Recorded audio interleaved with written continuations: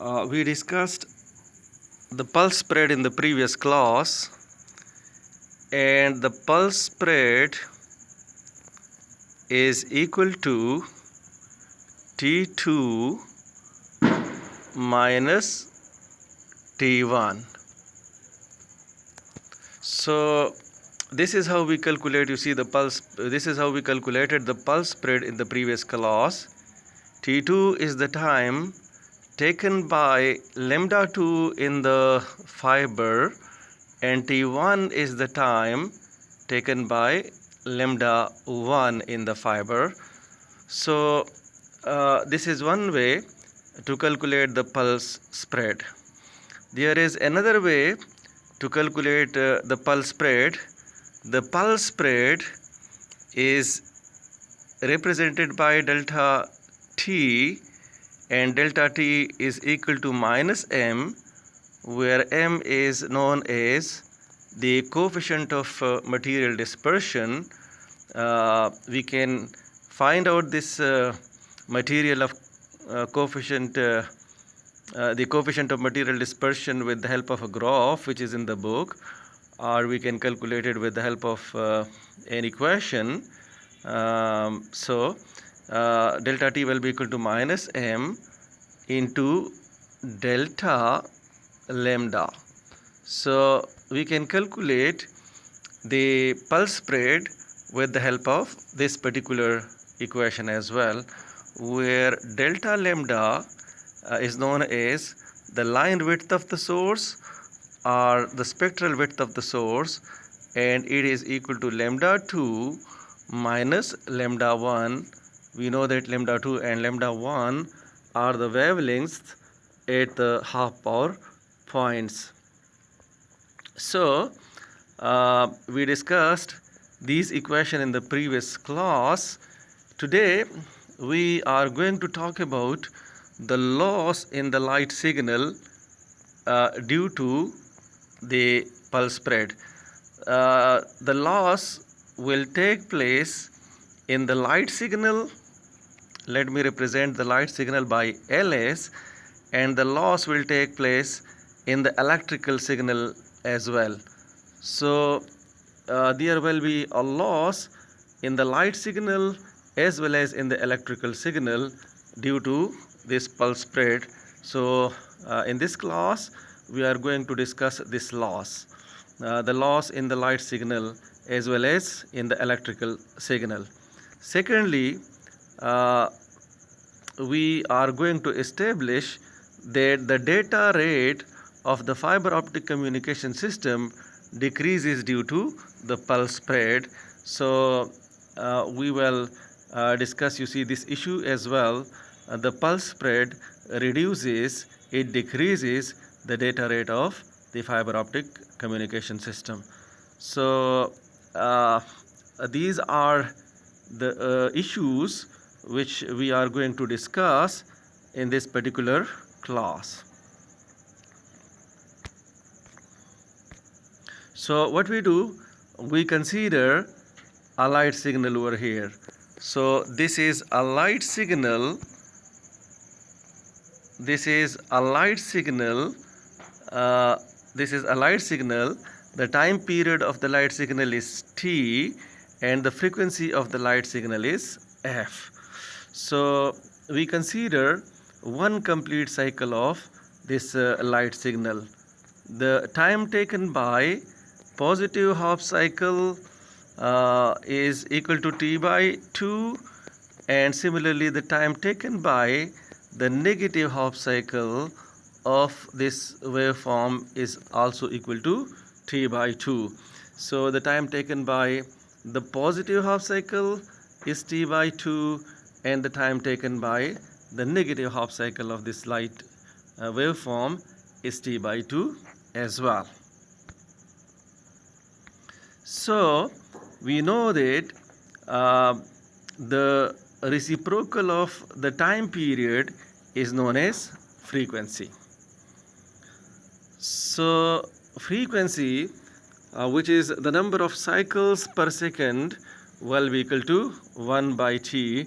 We calculate the frequency of the light signal with the help of equation number 1.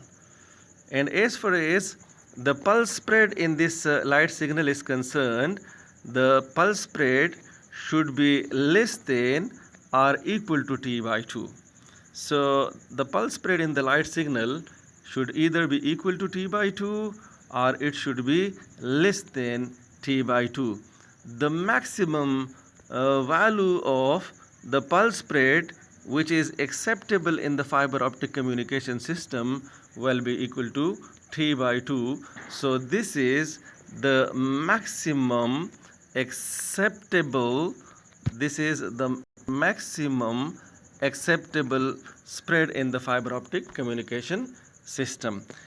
And why this is the maximum acceptable pulse spread in the fiber optic communication system? Because if the pulse spread is equal to t by 2, then the power of the light signal decreases by 50% in the information channel, that is in the fiber. So there will be a reduction of 50% in the light signal inside the information channel. So if the pulse spread is equal to t by 2, then there will be a 50% loss in the power of the light signal. So we cannot tolerate more than 50% loss in the fiber optic communication system due to the pulse spread. So this is the maximum acceptable pulse spread in the fiber optic communication system. And if the pulse spread is less than t by 2, then definitely the reduction in the power of the light signal will be less than 50%, right? So definitely the reduction in the power of the light signal will be less than 50%.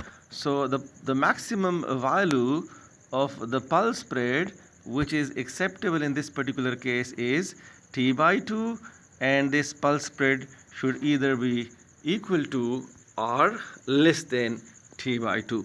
So what we do now, we consider equation number 2 and we rearrange equation number 2.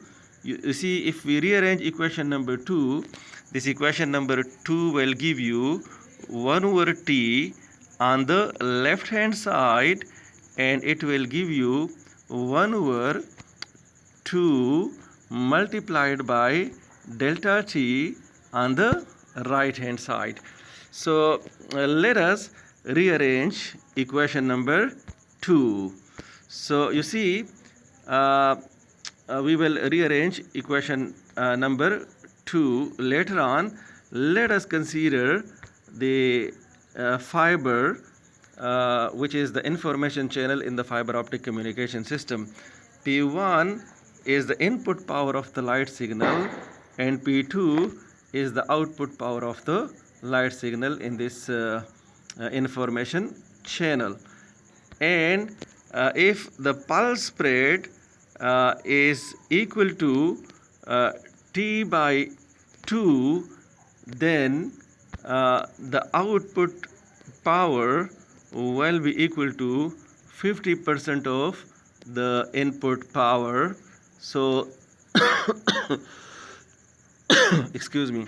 So the loss in the power of the light signal will take place due to this pulse spread, and the output power will be equal to 50% of the input power. So what we do, we calculate the transmission efficiency of this information channel. We calculate the loss of this information channel, the loss due to the pulse spread. So P2 by P1 will be equal to, you see, P2 in this particular case is 1 over 2 P1.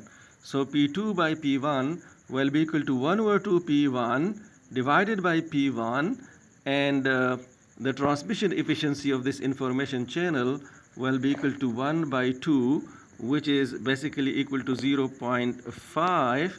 In other words, that is equal to 50%. So if the pulse spread is is T by 2, then the transmission efficiency of the information channel will be 50%. And if the pulse spread is less than T by 2, then the transmission efficiency of this information channel will be greater than 50%. So we calculate the decibel value of this transmission efficiency. We know that P2 by P1 in this particular case is 1 by 2 or 0.5. So let us calculate the decibel value of this transmission efficiency. The decibel value will be equal to 10 into log of P2 by P1. We put the value of P2 by P1, which is 0.5. So if we simplify the transmission efficiency of this information channel in decibel, we get a loss of 3 dB in the light signal. So a loss of 3 dB will take place in the light signal of the fiber optic communication system. So if the pulse spread is equal to T by 2, then there will be a loss of 3 dB in the light signal of the fiber optic communication system.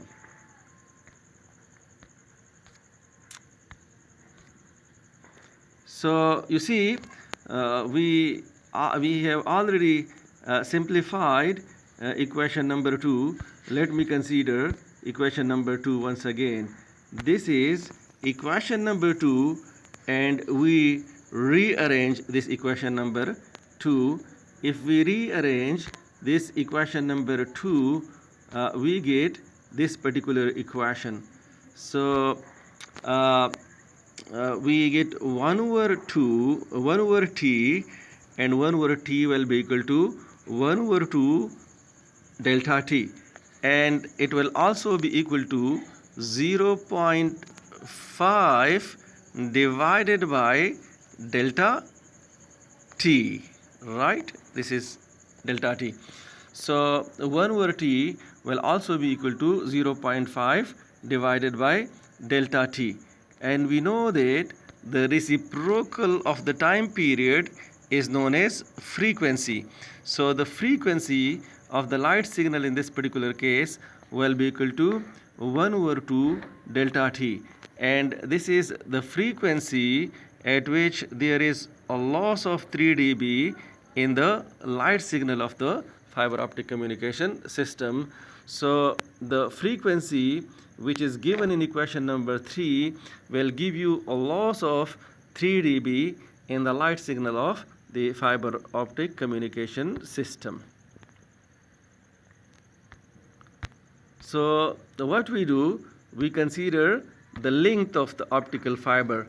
Let's say the length of the optical fiber is represented by L, and we multiply both sides of equation number 3 by the length of the optical fiber. So we multiply the left hand side by the length of the optical fiber, and we multiply the right hand side of equation number 3 by the length of the optical fiber. So we multiply both sides of this equation number 3 by the length of the optical fiber, and we simplify equation number 3. So if we multiply both sides of equation number 3 by the length of the optical fiber, so we get f3 dB. This is the frequency at which there will be a loss of 3 dB in the light signal. So f3 dB multiplied by L will be equal to 1 over 2 delta t by L. What is delta t by L?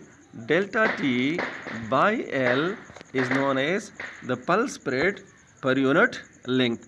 So this is a very important equation, and we will do some numerical examples with the help of equation number 3. So you see, this is the frequency which is responsible for a loss of 50% in the light signal of the fiber optic communication system. Excuse me. So now we consider the total loss in the optical fiber. So the total loss in the optical fiber is represented by L. So L represents the loss in the optical fiber, the loss in the light signal of the optical fiber. So there are two types of losses in the optical fiber. You see, this loss, which is represented by LA, is a constant loss, and this loss, which is the frequency dependent loss, is represented by LF. So the total loss in the optical fiber will be equal to LA, which is a constant loss, plus LF, which is the frequency dependent loss. Now the question rises, how do we calculate the frequency dependent loss in the information channel? So the frequency dependent loss in the information channel is calculated with the help of equation number 5.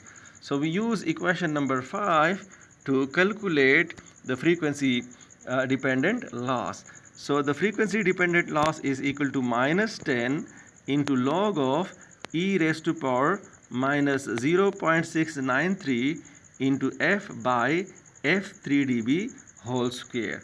So in this particular equation, what we do, we just put the value of this frequency and we calculate the loss at that particular value of frequency.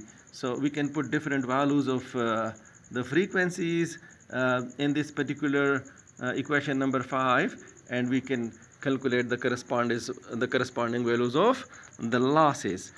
So let us calculate the frequency dependent loss at different values of frequencies.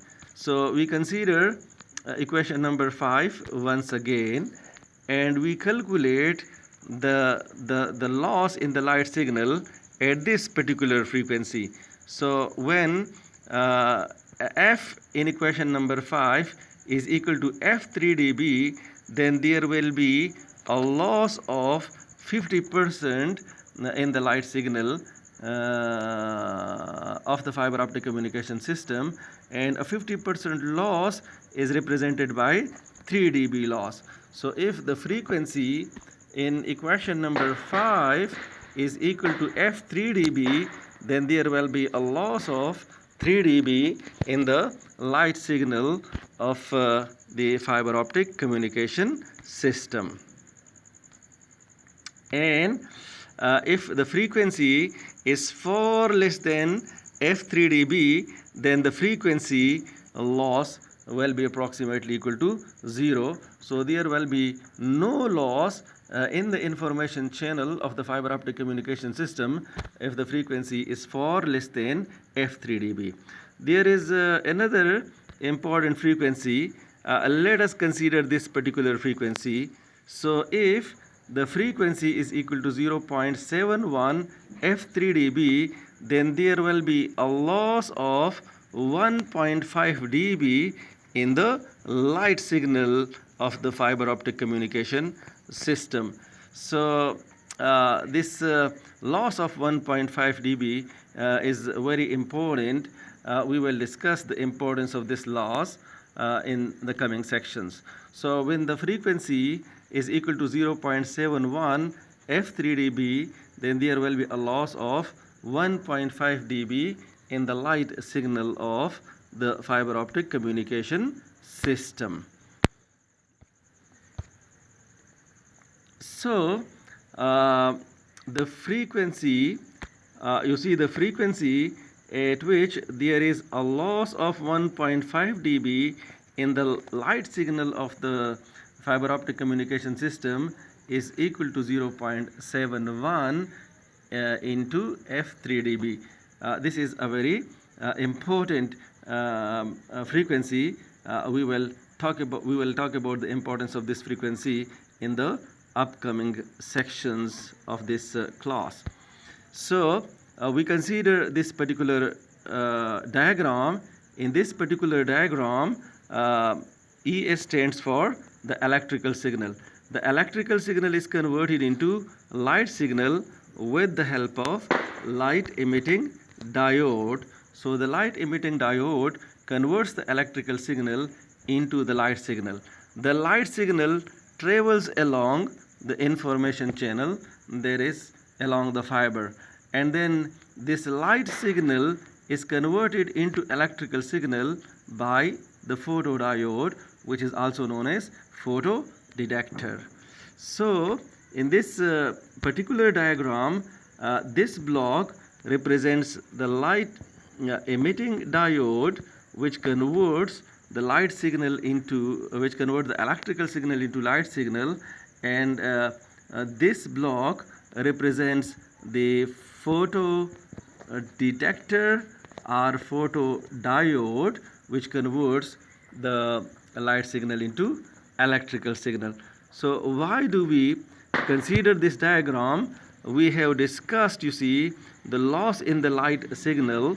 Now we are going to discuss the loss in the electrical signal of the fiber optic communication system. So we have already discussed that there will be a 50% loss in the light signal of the information channel if delta t is equal to t by 2. So if the pulse spread is equal to t by 2, then there will be a 50% loss in the light signal of the information channel. Now we are going to consider 50% loss in the electrical signal of the fiber optic communication system. So we consider, you see, this diagram once again. In this particular diagram, LS stands for the light signal and ES stands for the electrical signal. The electrical signal is converted into the light signal by the light emitting diode. This light signal travels along the fiber, and then this light signal is converted into the electrical signal by the photodetector or the photodiode. So this block stands for the photodetector. This block is for the photodetector or the photodiode. And what is the function of the photodetector, or what is the function of the photodiode? It receives the light signal from the information channel and converts the light signal back into the electrical signal. Right? So we consider the circuit diagram of a receiver. So this is the circuit diagram of the receiver. This is the circuit diagram of the receiver. So this is a photodiode. And what is the function of the photodiode? The photodiode converts the light signal into current. This current flows in the load resistance of the receiver and converts it into electrical power. With the help of this particular equation, we know that I square into RL will give you the electrical power on the receiving side of the fiber optic communication system. So this is the circuit diagram of the receiver of the fiber optic communication system. Rho in this particular case is the responsivity of the photodiode, and the unit of the responsivity of the photodiode is ampere per watt. So we know that if rho represents the responsivity of the photodiode, and if P is the power of the light signal, then the current will be equal to rho multiplied by P. You see, the unit of rho is ampere per watt, and the unit of the power is watt. So the right hand side will give you the unit of current. So the current is equal to rho P. Now let us consider the current I1. The current I1 will be equal to rho P1. What is P1? P1 is the power of the light signal. So the electrical power will be equal to I1 square into RL, and we put the value of I1 in this particular equation. So we put the value of I1 in this particular equation, and this is the value of I1. So if we put the value of I1 in this particular equation, we get equation number 7. The electrical power will be equal to rho square P1 square into RL. And what is P1? P1 is basically the power of the light signal. Similarly, if you want to calculate PE2, PE2 will be equal to rho square P2 square multiplied by RL. So let us calculate the ratios of these powers now. So we calculate the ratios. So you see, PE2 divided by PE1 will be equal to P2 square divided by P1 square, or P2 by P1 whole square. You see, if we divide equation number 8 by equation number 7, we will get PE2 divided by PE1, and we will get P2 square by P1 square. Why? Because RL will be cancelled with RL, and rho square will be cancelled with rho L. So if we divide equation number 8 by equation number 7, we get this particular ratio. The ratio of PE2 to PE1, PE2 by PE1 will be equal to P2 by P1 whole square. On the left hand side, we have the electrical power, and on the right hand side of equation number 9, we have the light power. So let us calculate, you see, the decibel value of this electrical power. So we have 10 log of PE2 by PE1, that will be equal to, we have 10 log of PE2 by PE1, that will be equal to 10 log of P2 by P1 whole square. So we simplify this particular equation.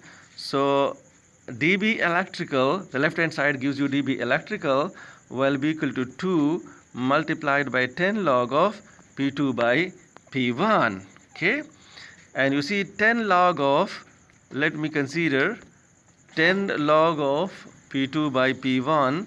So 10 log of P2 by P1 gives you the decibel value of the light power. It gives you the decibel value of the optical power. So we simplify this last equation. So if we simplify this last equation, you see dB electrical will be equal to 2 into dB optical, right? So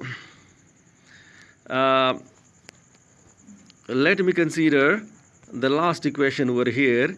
You see, this is dB electrical, and which is equal to 2, and this is dB optical. So dB electrical will be equal to 2 dB optical. dB electrical will be equal to 2 into dB optical.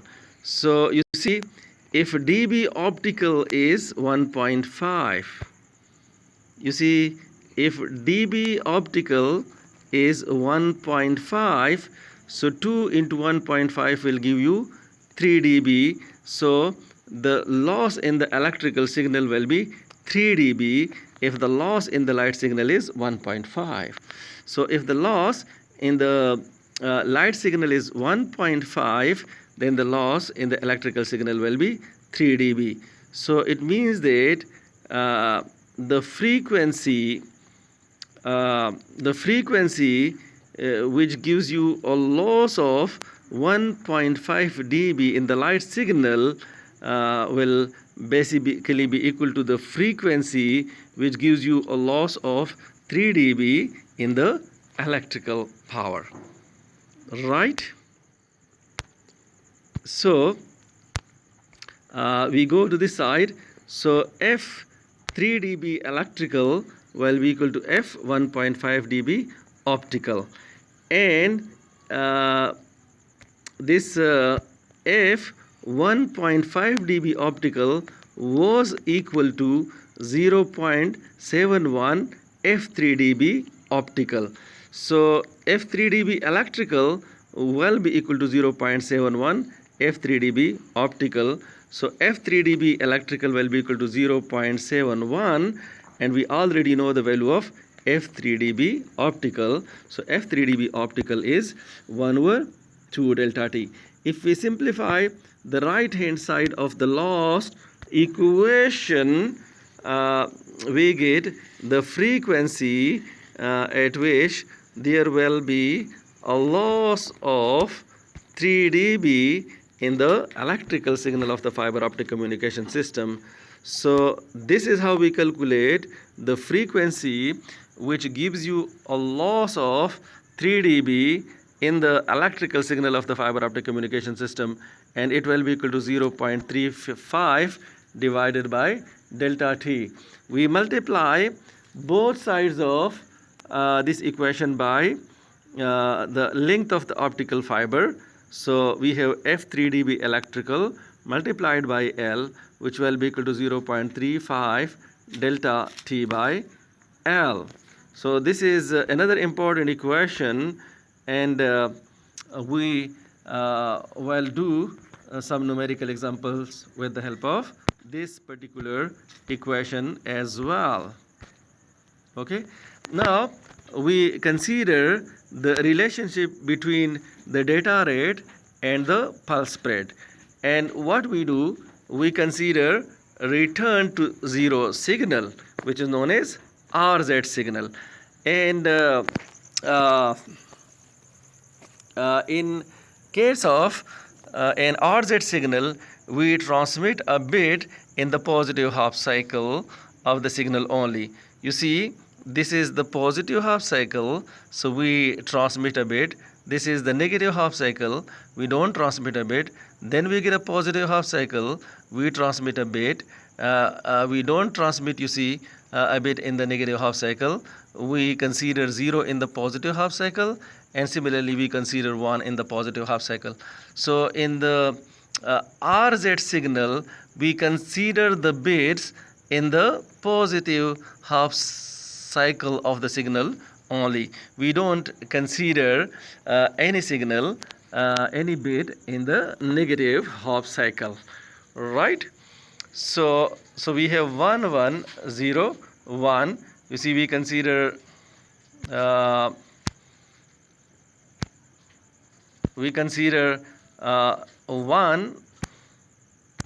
consider 1 in the positive half cycle. Similarly, we consider 1 during the positive half cycle.